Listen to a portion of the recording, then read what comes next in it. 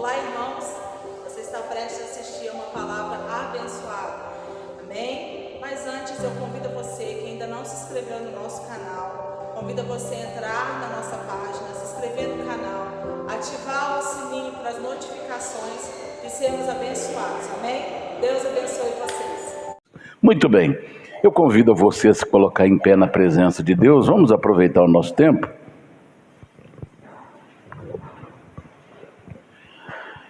Vamos abrir as nossas Bíblias na primeira carta do apóstolo João, primeira carta de João, capítulo 5. Primeira carta de João, capítulo 5. Primeira carta de João, capítulo 5, verso 4. 1 João, capítulo 5, verso 4. Será o texto básico da nossa ministração de hoje. Daqui a pouco nós vamos estar orando por você, pela sua família, pelo seu lar, em nome de Jesus. Quem já achou, diga um amém. 1 João 5,4 diz assim: porque todo o que é nascido de Deus vence o mundo. E esta é a vitória que vence o mundo, a nossa fé. Glória a Deus. Esse é o assunto que vamos tratar aqui hoje, os segredos da vitória. Todos nós queremos vencer em toda ou qualquer área da nossa vida.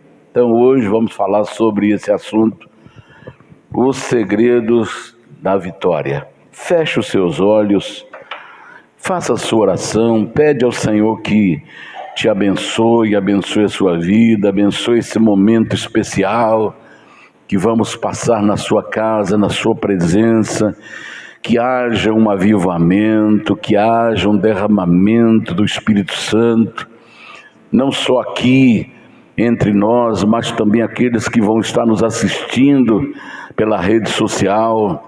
Vamos pedir a Deus que haja uma manifestação da glória dEle, porque Ele é Deus e não há outro além dEle. Glória a Deus, glória a Jesus, aleluia. Nosso Deus e nosso Pai, muito obrigado por estarmos aqui nesta manhã, Senhor, juntamente com o Teu povo. Eu te louvo, eu te exalto, te glorifico, porque Tu és Deus e não há outro além de Ti, Senhor.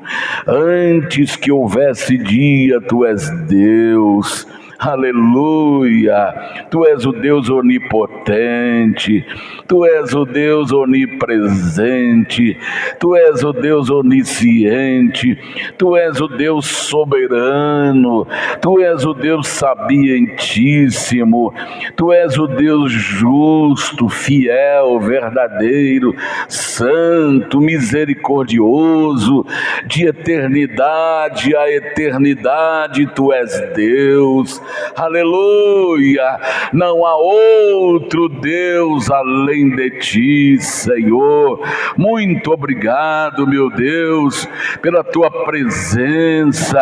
A Tua palavra diz: onde estiver 2 ou 3 reunidos no Seu nome, o Senhor estaria no meio deles. Aleluia, santo, santo é o Teu nome, e o Senhor está aqui entre nós.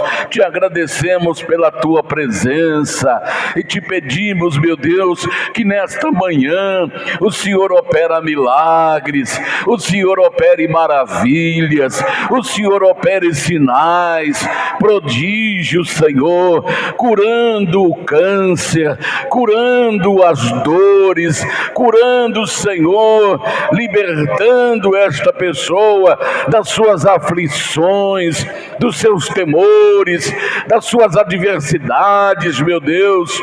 Oh, Pai Santo, levantando esse ente querido desta cama. Oh, Pai Celestial, faça milagres, opera maravilhas, porque o Senhor é o mesmo ontem, hoje e será eternamente. Aleluia, Senhor, te exaltamos e te glorificamos. Nos abençoe nesta manhã, me guarde, Senhor, para que eu não fale nada mais e nada menos daquilo que o Senhor queira que seja falado. Coloque as tuas mãos, Senhor. Oh, Pai Santo, não me deixe desviar nem para a direita nem para a esquerda, Senhor. Me livre da falsidade, me livre do engano, me livre da mentira. Oh, Pai Santo, oh Cristo maravilhoso e poderoso, eu te peço, mande um avivamento. Oh, que o teu Espírito assopre sobre nós nesta manhã, trazendo força, trazendo avivamento, trazendo coragem, trazendo vida, trazendo salvação, trazendo transformação.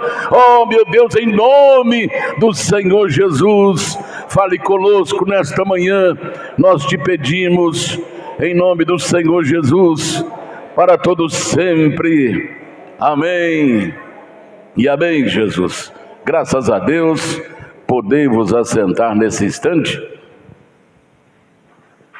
Glória a Deus. Vamos então ao assunto que vamos tratar nesta manhã: o segredo da vitória.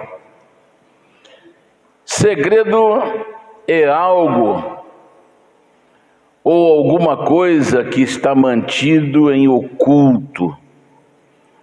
Quando algo está mantido em oculto, alguma coisa que está escondido, isso é segredo. Então, Jesus, lá no capítulo 11 de Mateus, versículo 25, olha o que ele diz aí, Mateus 11, 25. Naquele tempo respondendo Jesus disse: graças te dou, ó Pai, Senhor do céu e da terra, que ocultaste,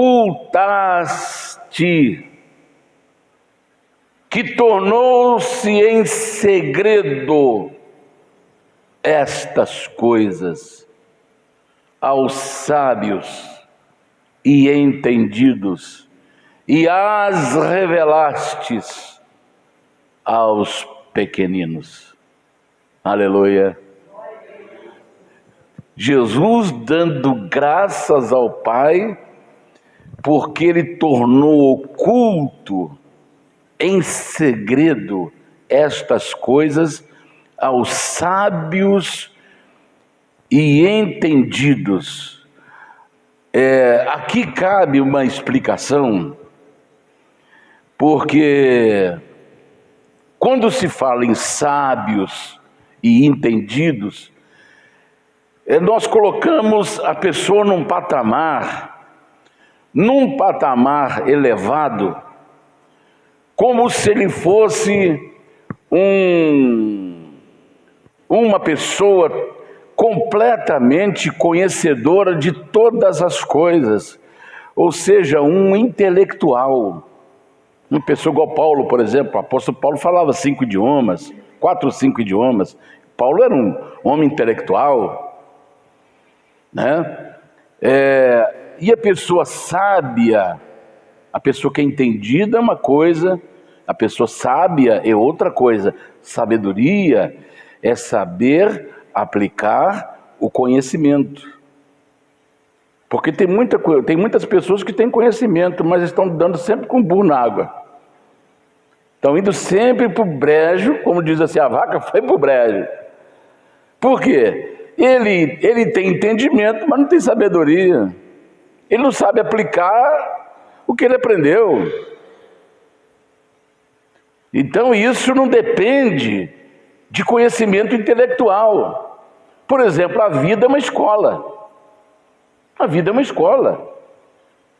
Tem pessoas que nunca tiveram oportunidade de sentar num banco de escola, mas ele tem conhecimento, a vida lhe ensinou muito mais do que muitos doutores por aí.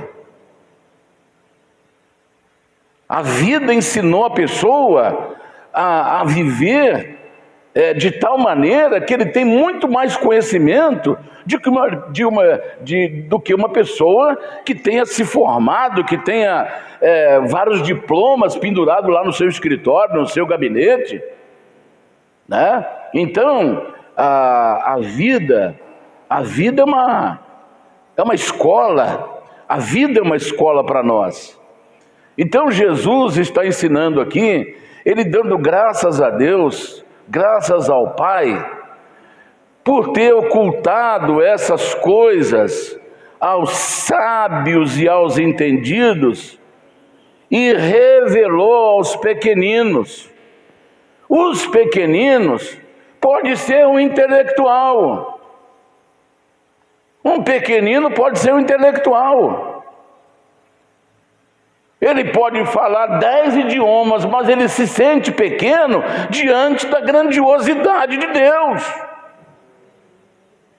Está dando para você entender? Que às vezes quando fala em coisas humildes e pequenas, a gente quer diminuir a pessoa. Não é nesse sentido não. Não é no sentido material. É no sentido espiritual.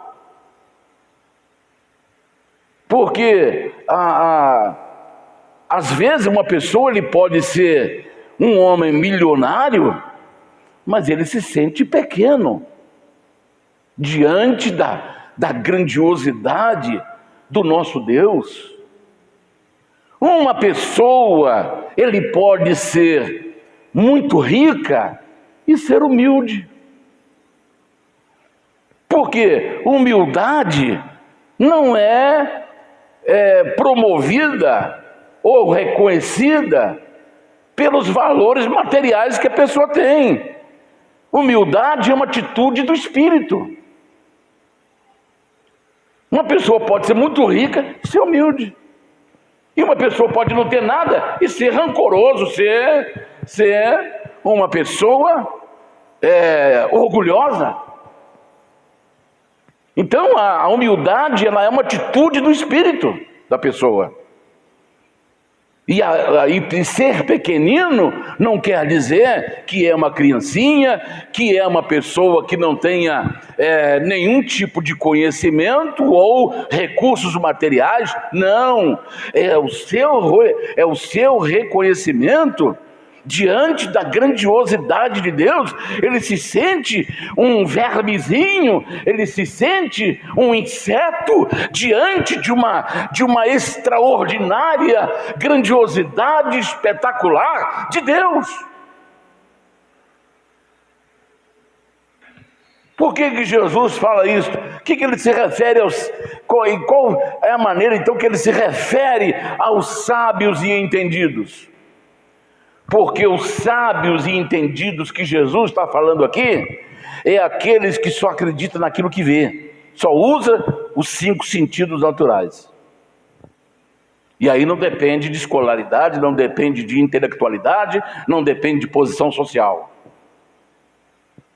É aquela pessoa que ele só usa os 5 sentidos natural, ou seja, ele só acredita se ele vê. Ele só acredita se ele tocar, ele só acredita se ele cheirar, ele só acredita se ele ouvir, e ele só acredita se ele saborear. É o uso dos 5 sentidos naturais, e não passa disso. Aí Jesus falou, olha, esses aí são sábios aos próprios olhos, esses aí são entendidos aos seus próprios olhos. Então, essas pessoas não acreditam no sobrenatural. Eles não acreditam que por trás disso aí, de todo esse sistema solar, de toda essa estrutura do cosmos que é a Terra, tem um ser poderoso que está no comando, tem um ser poderoso que está no controle.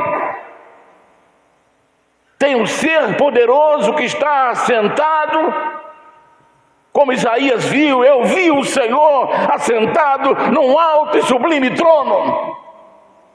Aleluia! Aleluia! Eles não acreditam no sobrenatural. Agora eu quero mostrar para você um homem que lamentavelmente o Brasil perdeu.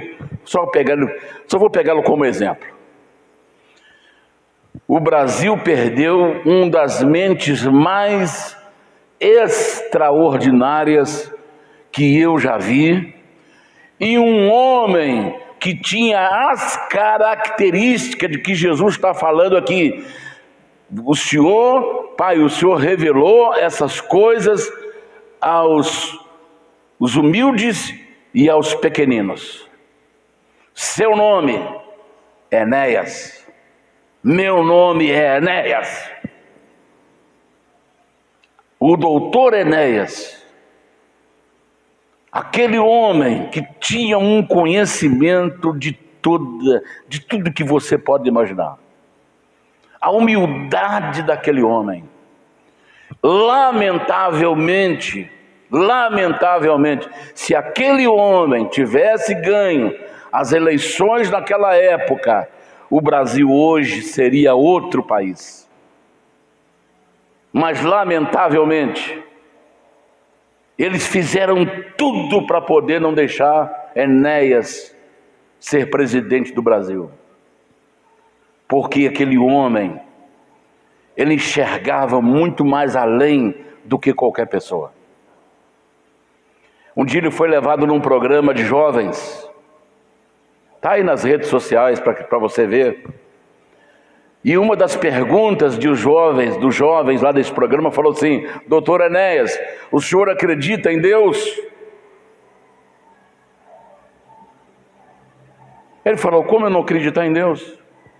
Eu vejo Deus, a maneira dele falar, eu vejo Deus. Eu não sei se foi por causa de um minuto ou um segundo que ele tinha para fazer propaganda, acho que tinha 10 segundos. Ele falava correndo, quando meu nome é Enéas. Que ele tinha que falar tudo em 10 segundos. Porque não queriam que ele entrasse. Porque iria fazer uma revolução nesse país. No bom sentido, de explosão econômica, de explosão familiar, de explosão de honestidade, de explosão de segurança, de explosão de tranquilidade. Doutor Enéas, o senhor acredita em Deus? Como eu não acredito em Deus? Eu vejo Deus num pingo d'água. Irmãos, quando ele falou no pingo d'água, ele explicou tudo que tinha naquele pingo d'água. Tudo que você pode imaginar. Era um homem temente a Deus. Era um homem que transpirava Deus. Era um homem que transpirava anseio de ver as coisas caminhando de forma honesta, de família, enfim, todas as áreas. Então, para mostrar para você que um homem intelectual, era isso que Jesus estava falando. Não é pela posição social, pelo conhecimento intelectual, pelos recursos materiais que a pessoa tinha. Que ele está falando aqui: ocultaste essas coisas aos sábios e entendidos e a revelaste aos pequeninos, aos humildes e pequenos. Exatamente porque os entendidos, eles só acreditam naquilo que vê. Eles só usam os 5 sentidos naturais. Não passa disso. Esses são os sábios aos seus próprios olhos. Então, hoje nós vamos saber o segredo da vitória e saber o que precisamos para alcançá-la. Amém? Vamos saber o segredo da vitória e o que fazer para alcançá-la. Então vamos lá. Primeira coisa: ter conhecimento de si mesmo. Isso é a primeira coisa. Você nunca, ninguém nunca vencerá neste mundo, nesta vida, se não conhecer a si mesmo. O homem precisa conhecer a si mesmo. Ter conhecimento de si mesmo, este é o importante segredo para todos, jovens, adultos, cultos, indoutos, homens, mulheres, para obtermos uma vida de paz e de vitória. Conhecimento de si mesmo. De si mesmo. Até onde você pode ir? Onde está o teu ponto fraco? Quem é você? Você se conhece? Você se conhece? Então isso é a primeira coisa. É a primeira coisa que nós precisamos fazer. Oséias, capítulo 4, versículo 6. Vamos ver o que diz aí. Oséias, capítulo 4, verso 6. O meu povo foi destruído porque lhe faltou o conhecimento. Porque tu rejeitaste o conhecimento. Também eu te rejeitarei, para que não seja sacerdote diante de mim. E, visto que te esqueceste da lei do teu Deus, também eu me esquecerei dos teus filhos. Deus está falando aqui para o profeta Oséias, mostrando para ele que quando a pessoa conhece a Deus, ele passa a conhecer a si mesmo. Você só vai conhecer quem é você se você conhecer Deus. A pessoa está sendo destruída não é por falta de conhecimento dele, não, por falta de conhecimento de Deus. Porque não conhecendo Deus, você não conhece a você. Porque tudo que Deus fala a respeito do homem, isto ele é. Se Deus falou alguma coisa a meu respeito, é isso que eu sou. Se Deus falou alguma coisa com você a seu respeito, é isso que você é. Então, quando eu tenho o conhecimento de Deus, eu passo a me conhecer. 1 Coríntios capítulo 6, verso 19. Vamos ver o que diz aí, por gentileza. Ou não sabeis que o vosso corpo é o templo do Espírito Santo, que habita em vós, proveniente de Deus, e que não sois de vós mesmos? Então ali tem uma pergunta. Não sabeis que o vosso corpo é o templo do Espírito Santo? Então, quando eu sei que meu corpo é o templo do Espírito Santo, eu sei que eu tenho que fazer certas coisas, tem certas coisas que não combinam com o templo. Está dando para você entender? Eu não posso entulhar esse templo. Porque se eu entulhar esse templo de coisas que não faz parte do templo, eu vou cair, eu vou fracassar, eu não vou vencer. Vou te dar um exemplo bíblico não, prático.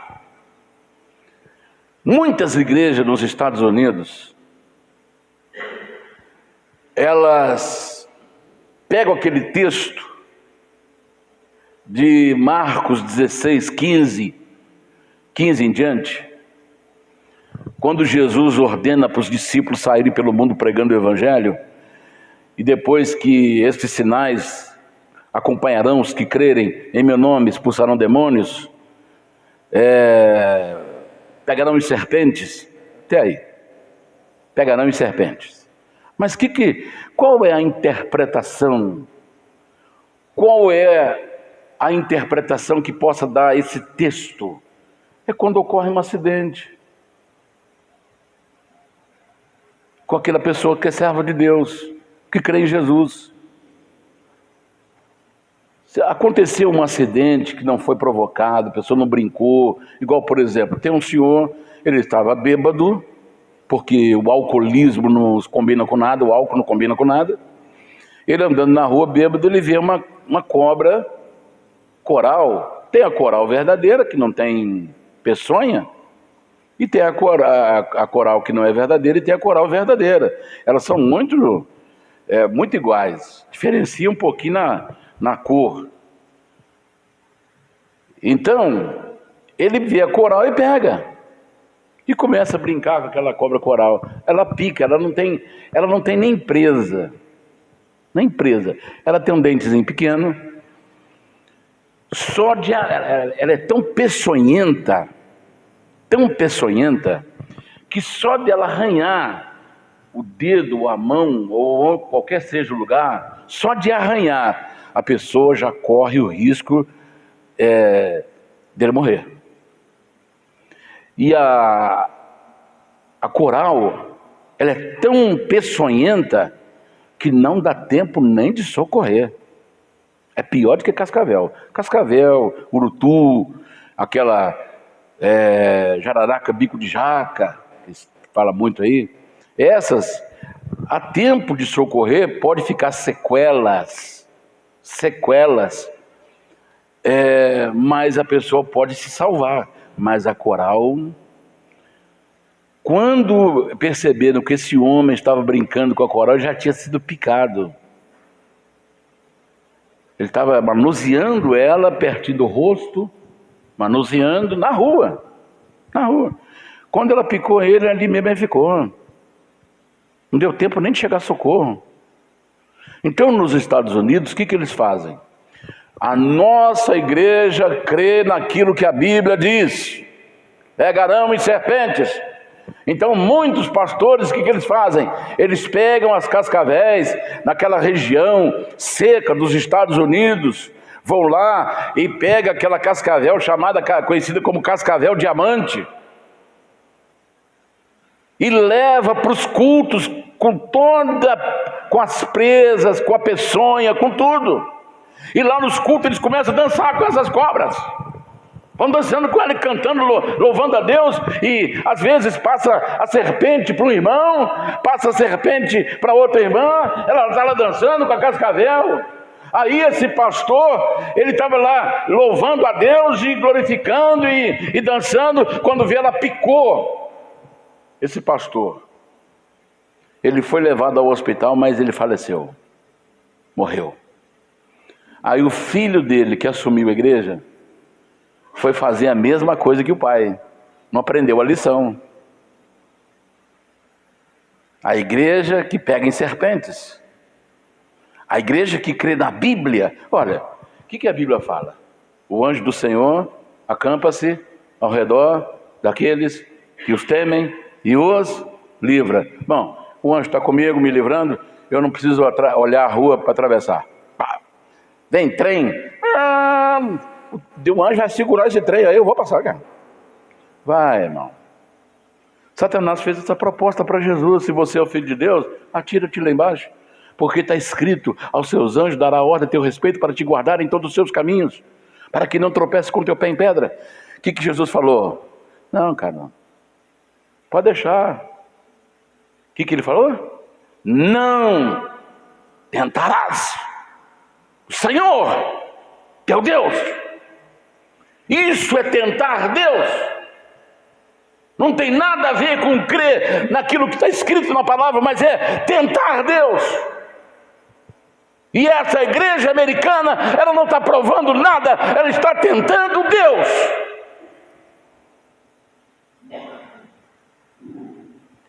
O filho foi para o mesmo caminho.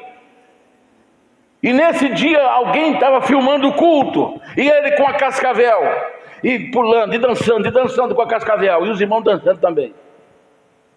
Aí, quando ele leva a cascavel perto do pescoço, ela pica a sua orelha. Aí ele continua. Aí o sangue já, a camisa que ele estava usando, com a gravata, camisa branca, aí o sangue já espirrou na camisa. Porque o veneno da cascavel, ela provoca hemorragia.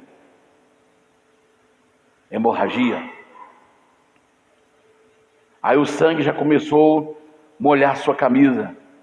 Ele continuou. Aí foi indo, ele começa a ter uma suadeira, começa a suar e entrega a serpente para alguém, e aí ele já vai desabar, vem os diáconos e ampara ele, e já começa a correr com ele para o hospital. E esse conseguiu se salvar, porque foi socorrido a tempo. Mas o pai dele falou, não vou procurar recurso não, porque Deus me ensinou a pegar em serpentes. Ele não está mandando pegar em serpente.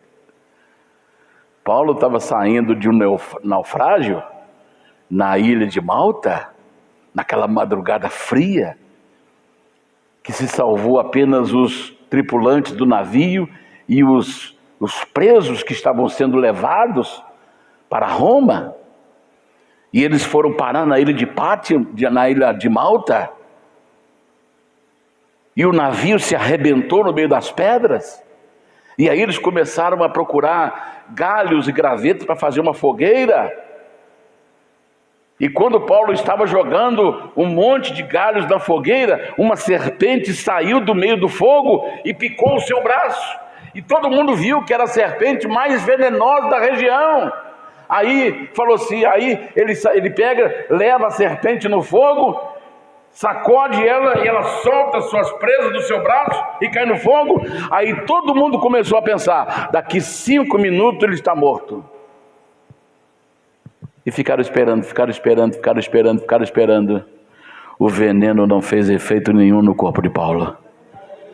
É isso que Jesus está falando aqui. Então, quando eu sei, me falou, quem sou eu? Templo do Espírito Santo. Então eu tenho que usar esse conhecimento que Deus me dá para poder não entulhar esse templo do Espírito Santo. Tudo que estiver fora do templo, eu não posso trazer para o templo. E serpente é uma delas. Serpente é inimigo número 1 do homem. Ela te ferirá o calcanhar e tu lhe amassará a sua cabeça. Serão inimigos eternos.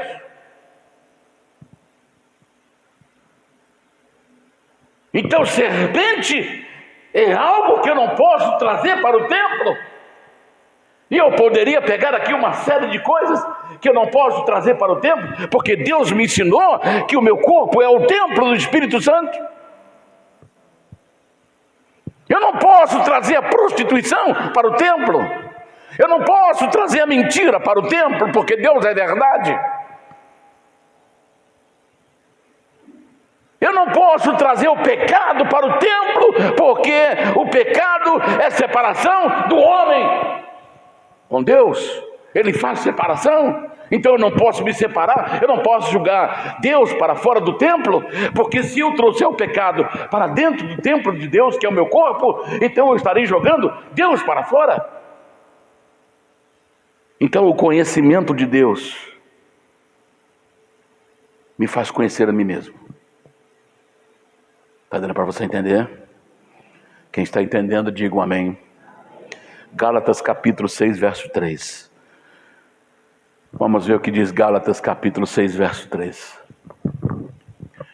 Porque se alguém cuida ser alguma coisa, não sendo nada, engana-se a si mesmo.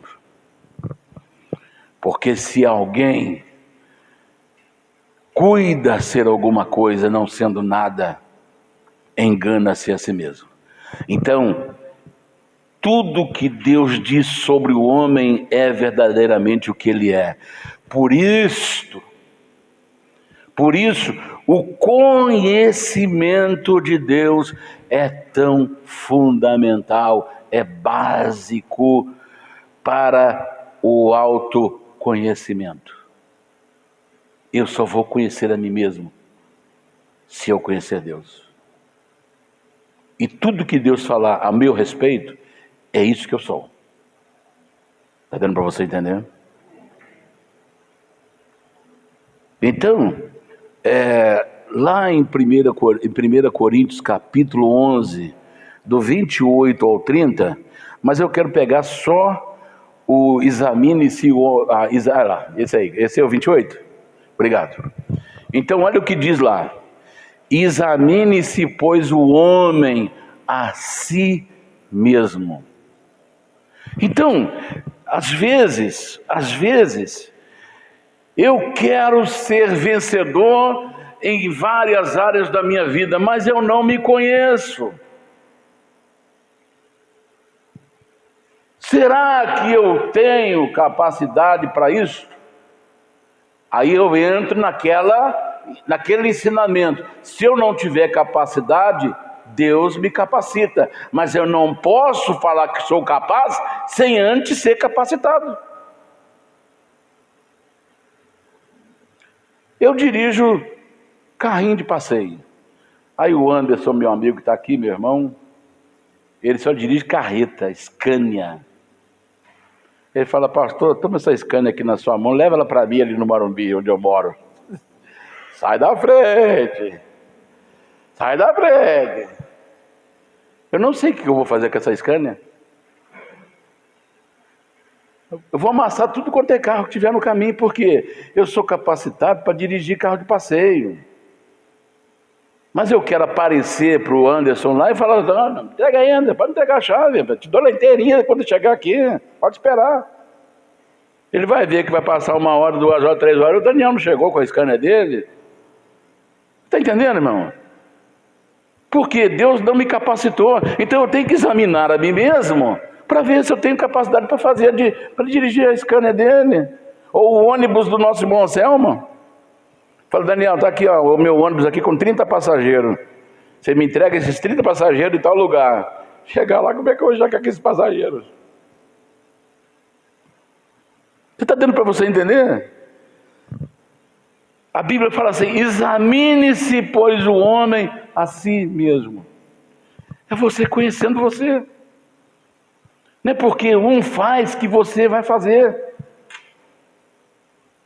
Não é porque aquela pessoa faz que você também. Deus vai te capacitar, mas ainda não te capacitou.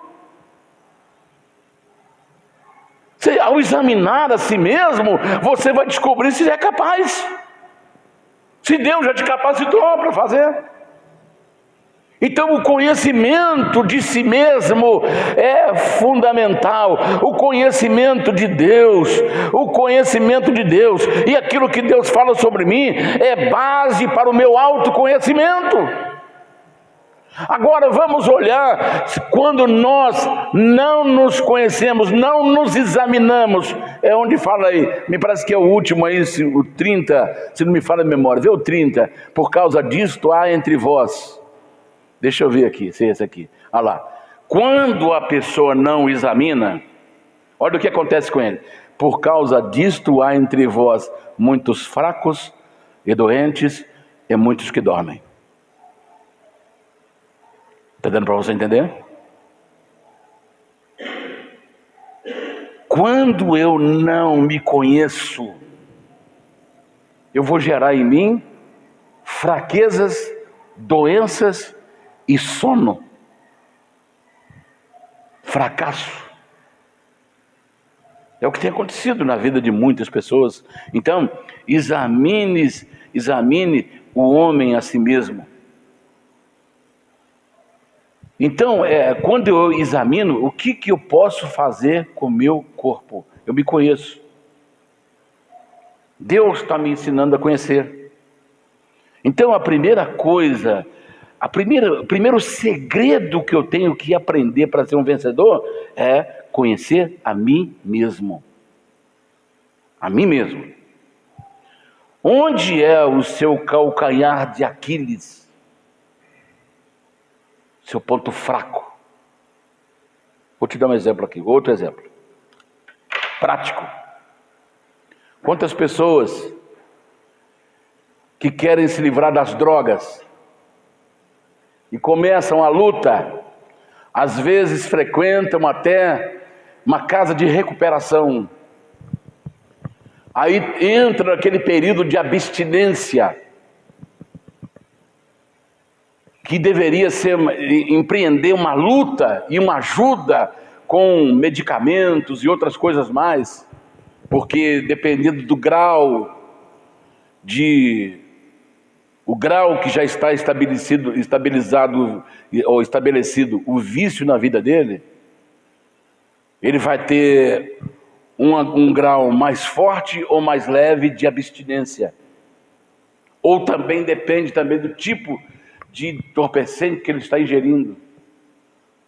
Aí o que ele faz? Na hora que ele vai passar por esse processo de recuperação, ele foge da clínica. Aí começa tudo de novo. Por quê? Ele vai atrás exatamente dos lugares aonde a sua fraqueza é exposta. Eu vou lá na praça tal, porque lá vou encontrar meus amigos. Aí vai para lá. Ele sai direto da clínica e vai para lá. Aí já volta tudo. Aliás, volta pior. Aí ele vai 7 vezes mais. Pode colocar 7 vezes mais ali. Aí tem uns que não recuperam, tem uns que morrem. Agora, quando a pessoa se conhece e ele quer se livrar, nessa rua aqui eu não passo, porque aqui me traz lembranças de quem eu era, do que eu fazia. Então, aqui é mais perto para me chegar em casa, mas eu não vou passar por aqui. Porque aqui está o meu calcanhar de Aquiles. Está dando para você entender?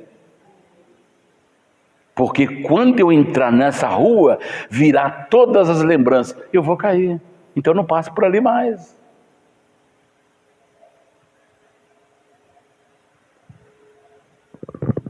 Cada pessoa, ao se conhecer, ele acaba conhecendo o seu ponto fraco.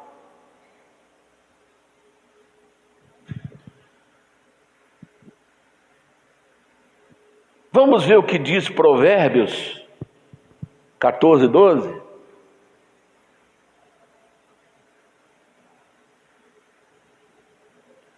Há um caminho que ao homem parece direito, ou há caminhos, e outra versão diz, há caminhos que ao homem parece direito, mas ao fim dele são caminhos de morte. Então há caminho, há estilo de vida que parece perfeito, mas no fim dele é caminho de morte. Então a palavra nos mostra que quando nós temos o conhecimento de Deus, nós vamos evitar, isso torna-se base fundamental para o autoconhecimento. Lá no livro de Juízes, capítulo 16, verso 20 em diante, nós temos um homem que foi escolhido desde o ventre da sua mãe, que recebeu instrução de Deus para que ele pudesse libertar o povo de Israel das mãos dos midianitas, dos filisteus, são os inimigos de Israel. Ele foi consagrado desde o ventre da mãe, e Deus deu instruções para os pais para passar para o seu filho, que seria nazireu do ventre. Nazireu quer dizer consagrado desde o ventre. Ele veio com uma finalidade, ele nasceu para uma finalidade, ele nasceu com um destino já traçado. Quando ele atinge a idade de cumprir a sua missão, ele sai, ele casa-se, aí o casamento não dá certo, ele se separa, aí ele se junta a uma filisteia, e essa mulher, ela tenta descobrir qual é o segredo deste homem, por causa da sua grande força. Então ele não conhecia a si mesmo. Os pais deu instrução e todas as instruções que os pais receberam passaram para ele, mas ele fez tudo ao contrário das instruções de Deus. Não podia tocar em cadáver, tocou. Não podia se casar com pessoas que não fossem do seu povo, ele casou. Aí ele começa a brincar. Então, 3 vezes, está registrado lá em Juízes capítulo 16, verso 15. Olha aqui, quantas vezes ele brincou com a vida dele e brincou com sua missão. Então ela lhe disse: como dirás, tenho-te amor, não estando comigo o teu coração? Quem está falando para ela é Dalila, para ele é Dalila. 3 vezes zombaste de mim e ainda não me declaraste em que consiste a tua força. 3 vezes você brincou comigo. 3 vezes. Ele já estava brincando já. E as coisas de Deus não é para brincar. As coisas de Deus não é de brincadeira. A maioria já sabe disto. Mas estão brincando com Deus, brincando de igreja, brincando de várias maneiras. O exemplo de Sansão está aí. Mas na 4ª vez, versículo 21,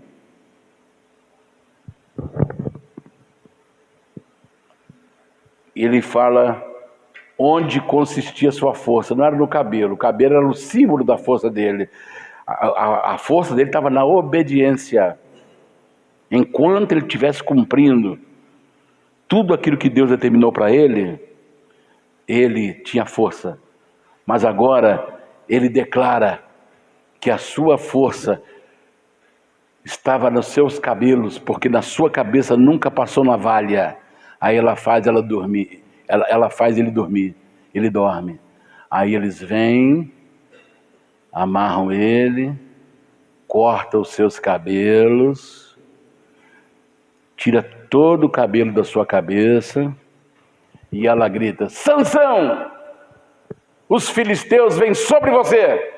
Aí ele fala: eu sairei das outras vezes, eu sairei. Aí quando ele tenta sair, ele percebe que não tem mais força. Eu sairei como das outras 3 vezes. Quando ele tentou sair, ele não conseguiu mais. Aí, primeira coisa, arrancaram os seus olhos. Olha lá, os filisteus o prenderam, furaram os seus olhos e o levaram para Gaza. Prenderam-no com algemas de bronze e o puseram a girar um moinho na prisão. Virou escravo. Um homem que tinha o destino de libertar o seu povo, que tinha uma promessa de Deus sobre a sua vida, mas não se conhecia. Não se conhecia. Não se conhecia. E ao não se conhecer e não observar o que Deus ensinou, então ele fracassa. Ele perde os seus olhos. Outra versão diz lá: eles arrancaram os seus olhos.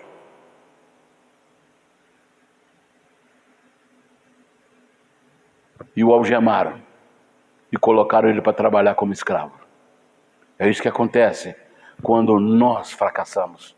Nós perdemos a visão,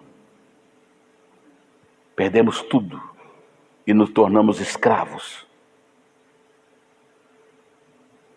João 15, verso 5, Jesus disse assim, para a gente acelerar: sem mim nada podeis fazer. Eu sou a videira, vós as varas.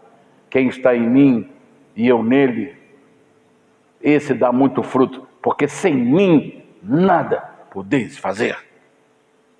Nós queremos levar uma vida sem Jesus, e essa vida é fracasso certo. porque sem Ele nada podemos fazer. E Atos capítulo 17, 28 a 30, quero pegar só o versículo que fala aí, nele nos movemos, nele vivemos, por gentileza. 17, Atos 17, 28 a 30. Olha lá. Porque nele vivemos, nele. Eu vivo porque estou nele. Você vive porque você está nele. Se você sair dele, você não vive mais. Se eu sair dele, eu não vivo mais. Eu vou ficar vegetando. Eu vou me tornar um vegetal. Porque a vida está nele. E a vida é a luz dos homens. É nele, nos movemos. Você sabe por que você se levantou? Porque é Ele que te fez levantar. Você sabe por que eu estou aqui? Porque Ele me levantou.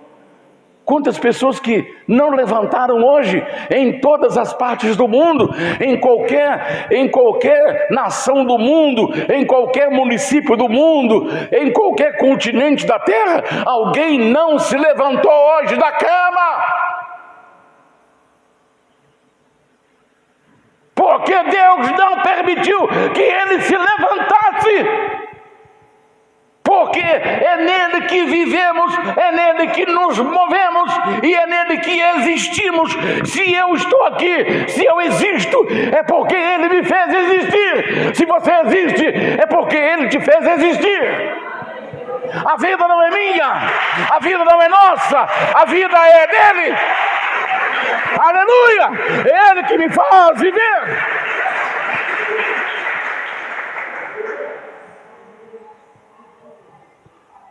Só esse versículo, obrigado. Deu para entender? Se eu quero ser um vencedor, eu preciso me conhecer. Fala para você mesmo, para mim ser vencedor, eu preciso me conhecer. Pode falar para você, eu preciso me conhecer.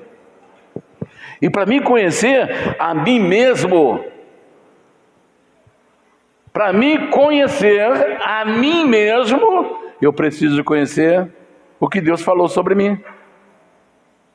E tudo que Deus falou sobre mim, isso que eu sou. Amém? Vamos para o segundo. Contra quem e o que estamos lutando? Se há vitória, tem luta. Não é isso? Agora, contra quem? E contra o que nós estamos lutando? Primeiro, 1 João 5,19. Olha o que diz aí, 1 João 5,19. Sabemos que somos de Deus e que todo o mundo jaz no maligno. Quando falo mundo, todo o sistema tem o dedo de Satã. Até nas religiões. Então, com quem nós estamos lutando e com quem e com o que nós estamos lutando? Então, em primeiro lugar, nós estamos lutando contra um sistema que tem o seu Deus chamado Satã, que colocou os seus agentes em todos os segmentos da sociedade. Todos, sem exceção. Sem exceção. E qual é o alvo desse sistema? Ele tem como alvo destruir valores. Valores familiares e valores cristãos.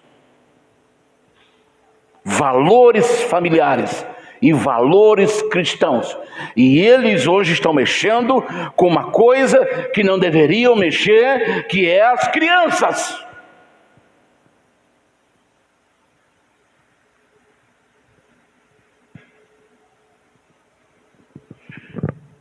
Então, Satanás, esse sistema dominado pelo Deus desse século, está no seu alvo de destruição de valores familiares e cristãos. É com esses que nós estamos lutando. Segundo, contra o pecado. Hebreus 12:1. Olha aí, veja a nossa luta. Hebreus 12:1. Portanto, nós também, pois que estamos rodeados de uma tão grande nuvem de testemunhas, deixemos todo o embaraço e o pecado que tão de perto nos rodeia, e corramos com paciência a carreira que nos está proposta. Então, nós estamos lutando contra o pecado que tão de perto nos rodeia. Tão de pertinho, está tão pertinho, nos rodeando, está em volta de nós. Então essa é a nossa batalha contra o pecado que tão de perto nos rodeia. Terceiro, contra Satanás e seus exércitos. Efésios capítulo 6, versículo 12. Vamos ver aí, por gentileza.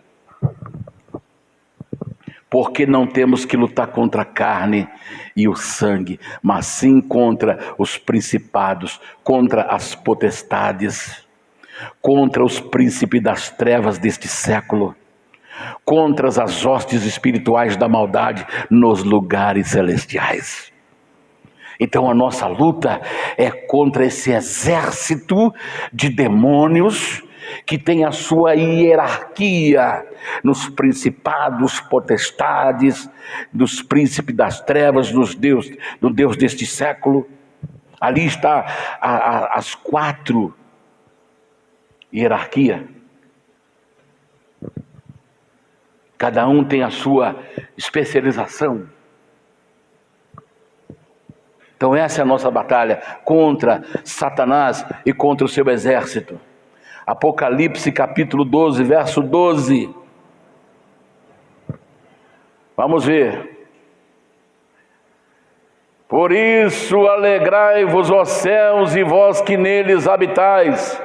Ai dos que habitam na terra e no mar, porque o diabo desceu a vós e tem grande ira, sabendo que tem pouco tempo. Nós estamos lutando com um príncipe caído, mas que está irado, está furioso, e o anjo grita pelo meio do céu: ai dos que habitam na terra e no mar, porque o diabo desceu até vós e tem grande ira, sabendo que pouco tempo lhe resta. Então, são é contra esses que nós estamos lutando. Agora, você acha que Deus ia nos colocar neste mundo aqui para lutar contra esse sistema sem nos dar as armas? Sem nos dar as armas? Então vamos dizer, eu vou dar um perfil aqui das armas. 1 Coríntios capítulo 10, verso 4 e verso 5. 2 Coríntios capítulo 10, verso 4 e verso 5. Eu vou dar o perfil da arma aqui. Olha lá. Porque as armas, está o quê? Porque são várias. São várias armas. Porque as armas da nossa batalha, da nossa milícia, não são carnais, mas sim poderosas em Deus para a destruição das fortalezas, destruindo argumentos e toda altivez que se levanta contra o conhecimento de Deus, e levando cativo todo entendimento à obediência de Cristo. Então, eu quero ficar aqui mostrando para você que as nossas armas são poderosas em Deus para destruir as fortalezas do inimigo. Não há fortaleza que vai resistir às armas que Deus entregou para a sua igreja, as armas que Deus entregou para o seu povo. Aleluia! Primeira arma. Quais são as armas da nossa vitória? Primeira arma: o sangue do Cordeiro. Apocalipse 12:11, parte A. E eles o venceram pelo sangue do Cordeiro. Aleluia! O sangue de Jesus é poderoso. Aleluia! Aleluia! O sangue de Jesus é poderoso. Aleluia! E a nossa vitória está naquele sangue que foi derramado na cruz. Nenhuma condenação há para quem está em ti, Jesus, cuja vida coberta está pelo sangue que desceu na cruz. É certo que provas virão, investida do vil tentador, mas nenhuma condenação há para quem está em Cristo Jesus. Aleluia, aleluia. O sangue lavou, o sangue purificou, o sangue é poder, o sangue de Jesus tem poder, o sangue de Cristo tem poder. Aleluia, o sangue lava, o sangue purifica, o sangue protege, o sangue dá direito a entrar na cidade pelas portas. Bem-aventurado aqueles que lavam as suas vestiduras no sangue do Cordeiro, para que tenham direito à árvore da vida e possam entrar na cidade pelas portas. Primeira arma, o sangue de Jesus. Segunda arma, o mesmo capítulo, parte B. E pela palavra do seu testemunho. Segunda arma, palavra de Deus. O diabo tem medo. Ele não tem medo do Daniel, ele tem medo disso aqui, olha. Ele tem medo dessa palavra aqui. Porque Jesus falou: a palavra que vos tenho falado é espírito e vida. Oh, glória! E eles o venceram pelo sangue do Cordeiro e pela palavra de Deus. A palavra de Deus é a segunda arma. E essa palavra diz: nenhum mal te sucederá, nem praga alguma chegará à tua tenda. 1000 cairão ao teu lado e 10.000 à tua direita, mas tu não serás atingido. Aleluia, aleluia, aleluia.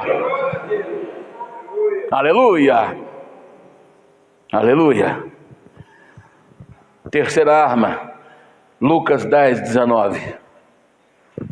Olha o que diz Lucas 10:19. Já estou indo para os finalmente. Eis que vos dou poder para pisar serpentes e escorpiões, e sobre toda a força do inimigo, e nada vos causará dano algum. Aleluia. Sabe que poder é esse? A presença do Espírito Santo. E poder no grego quer dizer dunamis. Poder, eis que vos dou dunamis, que é a língua do Novo Testamento, grego. Eis que vos dou dunamis. E o que é dunamis? Dinamite. Dinamite. Dinamite. Eu sigo alguns canais lá do Piauí, do Nordeste. Eles têm uma rocha enorme para poder desmontar e transformar em pequenas pedras quadradas. Aí eles vão fazendo buraco, aquela rocha dura, e vão dando martelada para fazer um buraquinho, e faz um buraco de 30, 40, 60 centímetros. E depois coloca uma dinamite ali. E ele sai Sai, a moto está lá embaixo, porque ela não tem energia. Então o que eles fazem? Eles pegam o fio que leva lá para a dinamite e conecta na bateria da sua moto. Quando conecta na bateria da moto, a dinamite explode a pedra e racha ela, aquela montanha de rocha vira pedregulhos. É isso que o Espírito Santo faz. Satanás vem como uma rocha, Satanás vem como ondas de águas, como correntezas de águas. Aí o Espírito Santo que está na nossa vida, ele já começa a levantar a bandeira da vitória, porque aquela rocha, ela vai se transformar em pequenas pedras, porque o poder de Deus é a poderosa dinamite para destruir fortalezas, aleluia, e toda obra de Satanás cai por terra pelo poder do Espírito Santo, aleluia! Aleluia! Aleluia! Então a vida, o andar cheio do Espírito Santo. Ande, peça a Deus para encher você todo dia. Antes de sair de casa, me encha do Espírito Santo. Ao deitar, me encha do Espírito Santo. Por quê? Ao deitar, o arrebatamento pode acontecer à noite. De dia para uns e à noite para outros. Para nós pode vir à noite, para o Japão pode vir de dia, ou lá para aquela região do Oriente. Então, Senhor, me enche do Espírito Santo, de dia, de manhã, Senhor, me enche do Espírito Santo. À noite vai deitar, me enche do Espírito Santo. Enche meus filhos do Espírito Santo, enche a minha casa do Espírito Santo, enche a minha família do Espírito Santo. Ande cheio do Espírito Santo, ande cheio do Espírito Santo, ande cheio do Espírito Santo. Aleluia. Quarto, Hebreus 12, 2. Já estou indo para os finalmente. Hebreus 12, 2. Olhando para Jesus, autor e consumador da fé, o qual pelo gozo que lhe estava proposto suportou a cruz, desprezando a afronta, e assentou-se à destra do trono de Deus. Então, o que ensina aqui a quarta arma? Olhe para Jesus, firme em Jesus e nas suas promessas. Quando vir uma tribulação sobre a sua vida, saiba que ela não virá além das suas forças. Não virá além das suas forças. E se vier além das forças, ele abre uma portinha de escape. Aleluia, aleluia, aleluia, aleluia. Ele nunca dará o frio maior do que o cobertor. Aleluia. Ele nunca permitirá que venha tribulação além das nossas forças.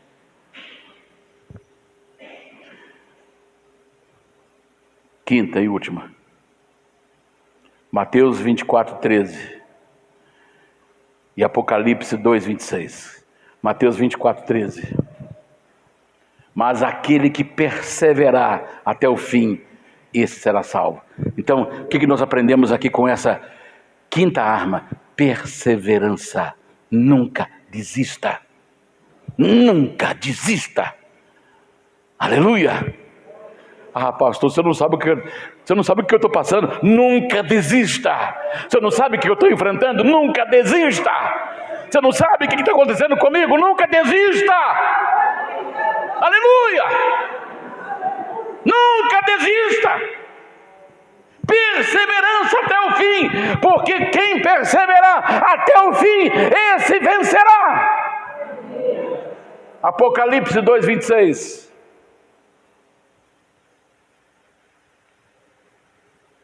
E ao que vencer e guardar até o fim as minhas obras, eu lhe darei poder sobre as nações. Aleluia, aleluia, aleluia. E ao que vencer, aleluia, perseverança, e ao vencedor. E para encerrar, concluindo, nós não estamos livres de tentações e aflições que o mundo nos impõe. Mas lá no capítulo 16 de João, verso 33, vamos guardar essa palavra que Jesus deu para nós aqui. João 16, 33. Esse. Tenho-vos dito isto para que em mim tenhais paz. No mundo tereis aflições, mas tende bom ânimo. Eu venci o mundo. O que ele fala de ânimo? O que é ânimo? Tenha coragem. Tenha coragem. Porque a Bíblia que diz que o céu não é dos covardes. O céu não é para covarde. Tenha bom ânimo. Tenha coragem. Seja determinada. Diante de obstáculos ou perigos, seja determinado. Deus está comigo. Maior é o que está comigo do que aquele que está no mundo. E por último, Mateus 28, 20. Veja que o Daniel não está sozinho e você não está sozinha. Ensinando-os a guardar todas as coisas que eu vos tenho mandado, e eis que estou convosco todos os dias, até o final da semana, até o final do mês, até o final do ano de 2023, é isso? Não, até a consumação dos séculos. Qual que é a consumação dos séculos? Quando Jesus pôr fim em tudo. Então, enquanto isso não acontecer, Ele está com Daniel, Ele está com o irmão Daniel, Ele está com o irmão Paulo, Ele está com o irmão Silas, Ele está com você, Ele está na sua vida, Ele está na sua casa. Enquanto não se cumprir a consumação do século, Ele está comigo, Ele está com você, Ele está com a sua igreja, Ele está por onde nós andarmos, Ele está conosco, nos livrando, nos protegendo, nos abençoando, porque Ele estará conosco até o fim do século. Aleluia! Aleluia! Aleluia! Aleluia! Os segredos da vitória. Que Deus nos ajude. Vamos sair daqui hoje sabendo que as nossas armas são poderosas em Deus, que o nosso inimigo já é derrotado e que Deus nos deu armas poderosas e nós não estamos sozinhos e luta não virá além das nossas forças. Vamos, e Ele está conosco, nós não estamos sozinhos, Ele está conosco. Fiquemos em pé, por gentileza, fiquemos em pé. E faça essa oração. Senhor, me encha do Espírito Santo. Me encha do Espírito Santo nesta manhã. Feche os seus olhos.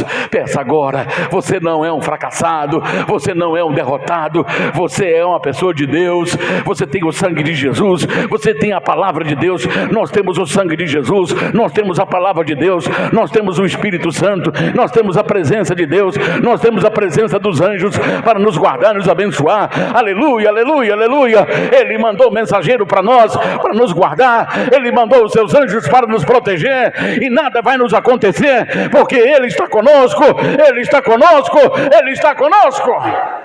Aleluia. Nosso Deus e nosso Pai. Oh, aleluia, aleluia, aleluia. A Tua glória está aqui, Senhor. A Tua unção está aqui nesta manhã. Aleluia, aleluia, aleluia. Santo, santo, santo é o Senhor. Aleluia, aleluia, aleluia. Abra, Senhor, as comportas dos céus e derrame o Teu Espírito agora sobre nós. Aleluia. Nós estamos cobertos com o sangue de Jesus Cristo, o sangue que desceu da cruz, aleluia, o sangue que desceu lá na cruz, esse sangue que nos dá vitória, e eles o venceram pelo sangue do Cordeiro.